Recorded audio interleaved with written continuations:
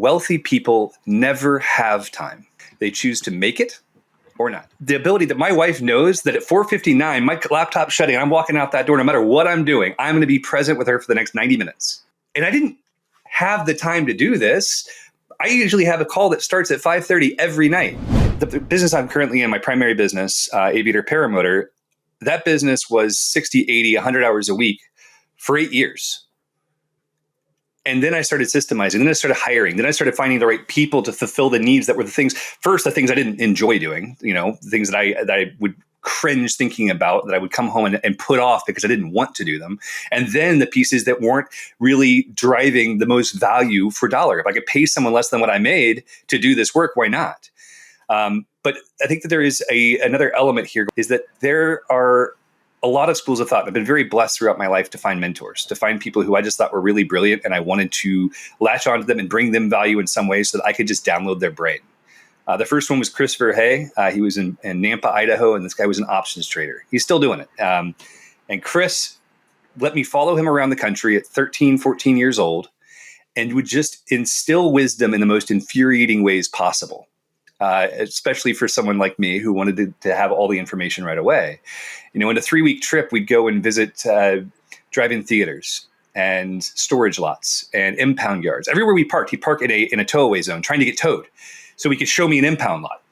I'm freaking out. I'm a goody two-shoes homeschool Christian kid going, oh God, we can't park there. Oh no, there's a reason. So 3 weeks of this, pick apart lots, you name all these different places. At the end of 3 weeks, we're driving to the airport. He's like, Eric, you know what I taught you? I said, no. So I taught you the value of space.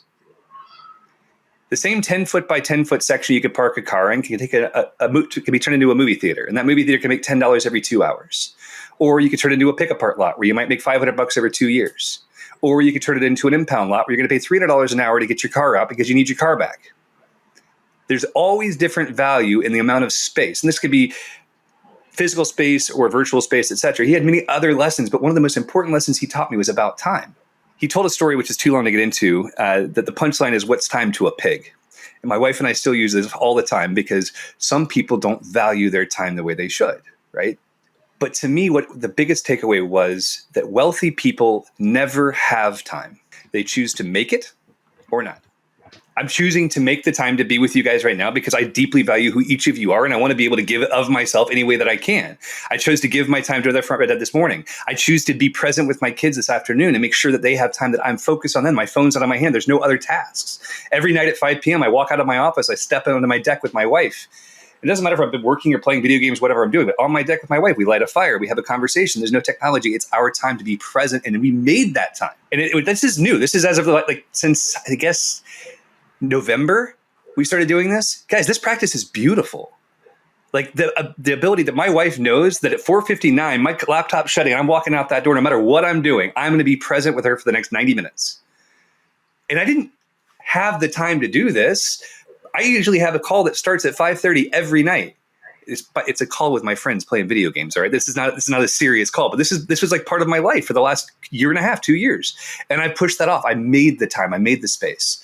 So I guess this long monologue to say that as that impacted me, and a conversation that Andrew and I've had about this use of time as we're starting up businesses, which I just bought another business in December, which is a race series for airplanes. It's all about how quickly you can take off and how quickly you can land. It's called National Stoll. I feel the pressure. I know the pressure of that startup phase, but instead of being controlled by it, I've learned for the first time, which I didn't have this 3 years ago, guys. This is a new development. I've figured out how to have boundaries that work. Holy crap, guys. It's a whole new world, but I just think that the more you can look at time as something that you can control and that you're in charge of, I wish that someone had told me that sooner, because it took me 20 years to learn the lesson I heard when I was 13, 14 years old.